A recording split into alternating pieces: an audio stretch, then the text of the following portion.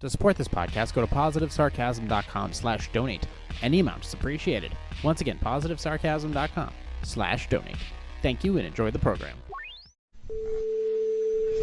Bored housewives, so they're generally hitting the Moscato too because they need something sweet in their lives because their husband is sour. That ring on your finger? Some pygmy died digging that out of a hole for you to say I do and ruin some guy's like, look at that dude. He's got a hernia it's shaped like a bag of pretzels that he just ate. You're going to Thailand, you're going to smash some dude. Going over there for guy time, but it's not with his buddies. What does it say on the bottle? Well, if it says that on the bottle, why did you put it on your head? All these actors did was shut their mouths because they didn't want to be run out of Hollywood. Now a bad batch of Chinese food has you blowing insurance premiums on vitamin fucking D. Too much. That's what we're I going sound like for Bill here. Maher. Really, John? Really? We can't do this anymore, auntie. I'll see you at the bar mitzvah. It's almost like it never existed, but it fucking did. So do me a favor. Go yourself.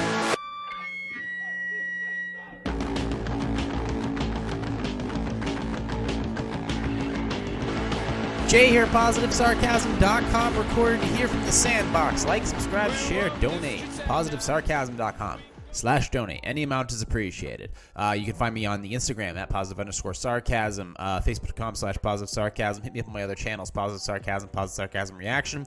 You can go through my website, contact me there at PositiveSarcasm.com in the contact section, or you can email me directly, PositiveSarcasm@outlook.com. Recording here from the sandbox for the last time.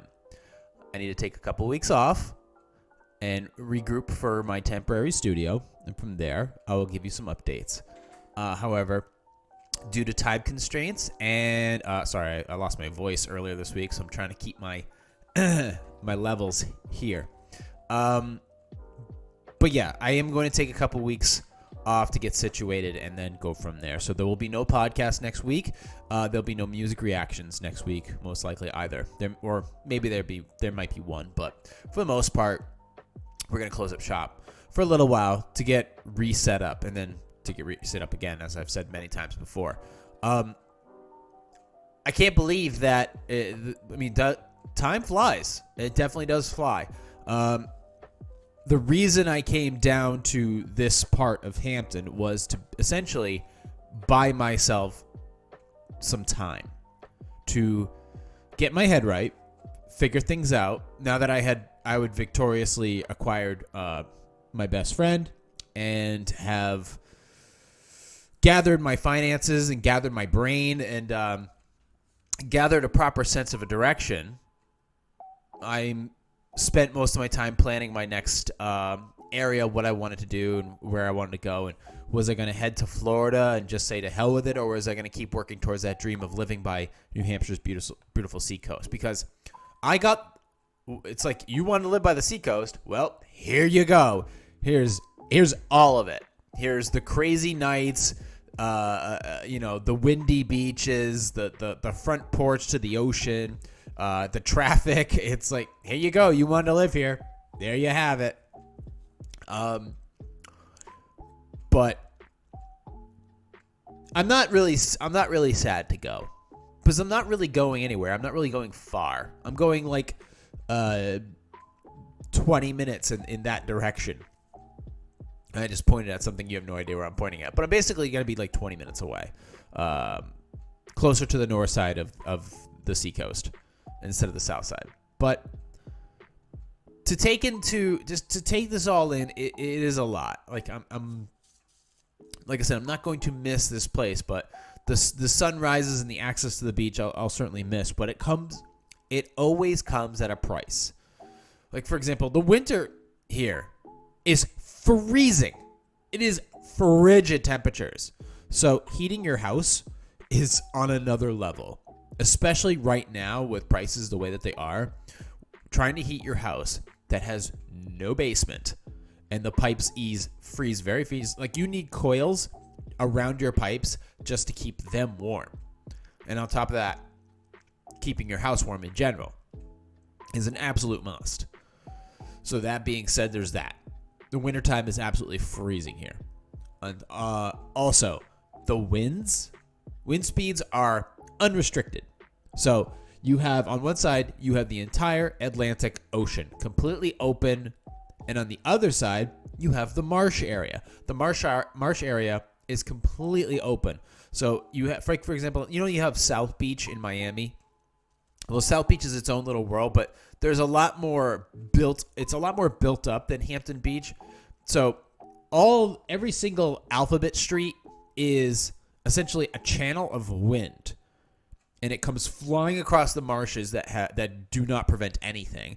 And it's, I'd say, probably about 2 miles of just flat plains of high tide and low tide, and the wind just comes screaming across it, across Ashworth Avenue, through the alphabet streets, and straight back into the ocean, and vice versa. And it can mess up your day. It really can. But as far as that wind, especially in the wintertime, it doesn't make going for a walk fun in any capacity.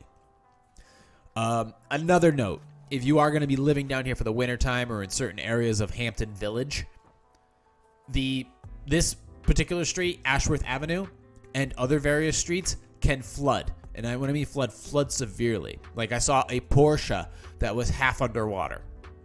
Matter of fact, my Lincoln, it was up to the rocker panels as far as water, because a lot of areas dip down, and Ashworth Avenue basically just goes down. You go down into Ashworth Avenue, and you don't stop until you reach the bridge. And then plus, when the tide comes up through the marshes flood over and come down from the back streets and flood right onto Ashworth Avenue, essentially turning this into an old-fashioned Oregon Trail. We're going to forge the river. And you could be stuck inside your house for the entire day. The entire day. And then the water that's coming up over the north wall will flood down, will go down the streets. So it'll go down Ocean Boulevard, and sometimes it will freeze. So if you're trying to go to work, or if you're trying to go from here to there, just do anything, it makes it extremely difficult. And even in the springtime, when it's like April or late March, there's still a lot of wind.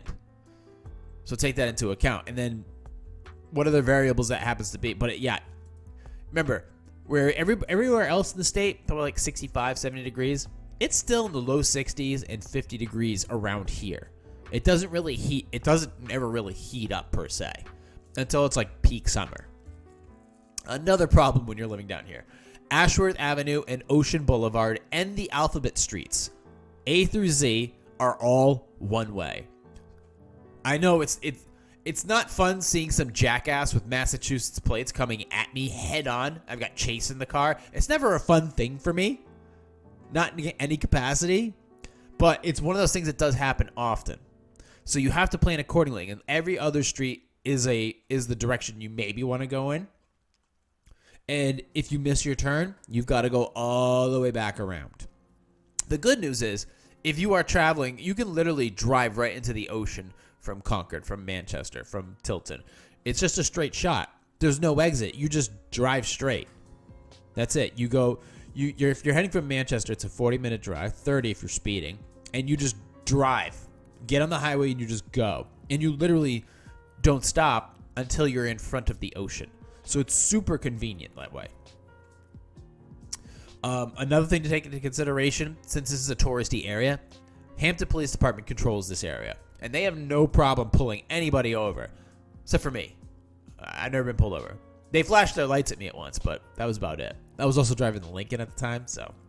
But my recommendation, if you are going to be cruising around here, I highly recommend don't go over 39 miles per hour. Once you hit 40, it depends on what mood the cop is in. Also take into account there's heavy traffic. So in the summertime or in the weekends, there's a lot of stop and go on Ocean Boulevard, and there's a lot of moving idiots on Ashworth Avenue. So if you have to crawl. But people who generally are on Ashworth Avenue are also heading towards Seabrook, or they're heading towards Mass, or they're heading. So that being said, they're on the move. They're trying to go to work. So know your route and keep an eye on your ass when you're pulling out of your hotel or your condo or your apartment. If there is a lot of traffic and you're in the area, if you're on like Ocean Boulevard for the weekend, make sure you're crawling, because everybody else is pulling in from an alphabet street There's people constantly crossing the street, and they don't give a fuck about you. But just go slow. Take your time. Most annoying thing about Ashworth Avenue is when I see all these kids in their stupid 4-cylinder Hondas doing two-steps. It sounds so pathetic. Bunch of popcorn idiots. But definitely crawl and definitely stop for pedestrians. Now, if you do not want to deal with the headache that can be Hampton Beach, there's tons of other beaches. You don't have to chill here. You don't have to chill here at all. There is the main public beach. If you just want to chill out in the morning, which is perfect because you can go to Jumpin' Jacks and get yourself a coffee, or get some fried dough or whatever. Or you can go to like Janice Beach. Northampton Beach is generally my go-to. And then there's a few others. There's the North Wall if you just want to look at cool cars, or just tan on the North Wall. You can totally do that. And just over the North Wall, if it's low enough tide, you can chill in the beach area there too. But you also have the rock points. So if you want to continue on into Rye, there's plenty of rock points where you can just pull over and just hang out or go play on the rocks. So there's plenty of options for you to hang out for where you want to hang out, depending upon the area. There's biking trails. There's nature walks. There's nice, beautiful, scenic drives. This area has all the cons you'd expect and all the pros that you'd hope for. It truly is a magical place of blue collar people just doing their thing. And you have year-round bars here. And then if you want to get out of the area, you can totally go to Lafayette Avenue. There's plenty of restaurants there that are, actually pretty good. And working down here, and thriving down here, and socializing down here, and just being down here is possible. I didn't think it was possible, especially with real estate right now, especially with rental prices, especially with just so many restrictions as far as dog ownership. You would think it's not possible. And yet here I was for 8 months, because I'm stepping out early, living 7 seconds from the ocean. And now moving to one of the most supposedly expensive towns in the state of New Hampshire that's near the seacoast. And I'm going to be there for an entire year. So understanding what's possible is only through effort. And believe me, it took a lot of effort. It took a lot of just reorganizing my mindset and knowing what was not in my was not in sight for me, was not available for me, what it was not affordable for me as far as life decisions. I stayed focused. I focused on my clients, the work I had in front of me, and most importantly, rebuilding my financial portfolio, rebuilding my projects, getting new clients, and physically rebuilding myself. It was a lot. It took a lot of effort to get here. This is not, by the way, this is not going to be a long podcast. This is just me saying thank you, that I'm signing off for now, and then I'll be back soon. But it shouldn't take 45 minutes to say that. It should take 10 to 15 minutes. And this is a good day. This is definitely a good day. Knowing that you've accomplished the vast majority or the original concept of what I set out to do. I wanted to live down here. That was objective 1, and I got to do that. I wanted to continue living down here. That was objective number 2, and I'm accomplishing that. I want to spend the rest of essentially my life down here, and we'll see where that goes. The world is constantly shifting, but my dream that started 10 years ago is taking somewhat of a shape. It's not exactly what I expected. It's not even close to what I originally had in mind from last year, but to come from that to where I am now is pretty impressive. It really is. I just have basically saying, like, I know if you set your mind, I know the cliche, if you set your mind to something, you can accomplish a lot. Well, it's true. It is true. It's not all about what school you went to and what degree you got, or how much college debt you have, or what happened to you as a kid. I was on a podcast with a couple of fruitcakes just about a week ago, and it was just like so exhausting So exhausting just to listen to them yammer on about, their own personal bullshit. It's like, it's just seeing it from all the wrong angles. There's so much to work for. There's so much to thrive towards, or strive towards, excuse me. There's a lot of good that can be done just by your own bare hands.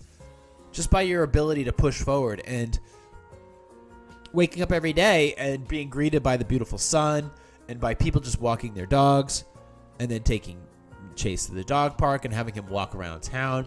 It's not an expensive task. It isn't. You just have to learn how to take care of yourself. You could do a lot.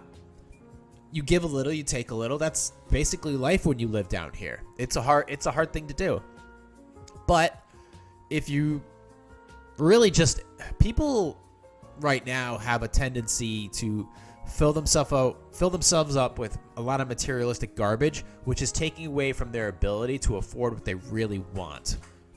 And if people really want to have like a little house to themselves in an area that they really enjoy with none of the drawbacks, they need to cut back on a lot of the bullshit that they're doing right now. Or they can just keep doing what they're doing. I don't give a shit. I have a goal in mind, and I think I can achieve it. It's just going to take me a little while longer. And I'll have to do it myself, which is, I think, probably the correct course of action.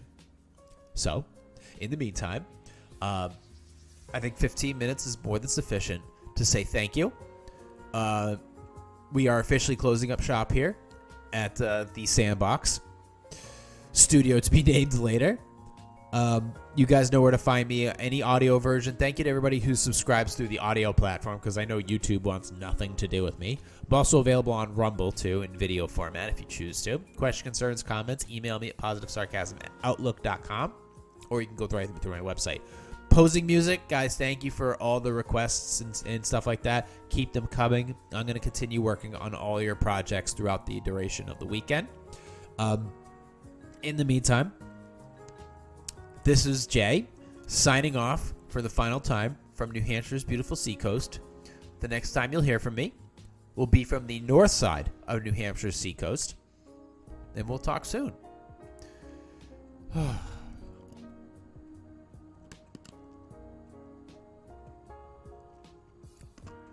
Cool. All right. Let's get out of here. Chase. Come here. Come here. No? You want to say hi to the people? You seem to be bothering me every time that I'm doing a podcast and I need you not to interrupt. You interrupt me. But now that I want you to come here and come here, you won't. Now you're just going to sit there and look at me. All right. Fair enough, pal. You know I love you. Recorded here from the Sandbox. This has been a Positive Sarcasm presentation.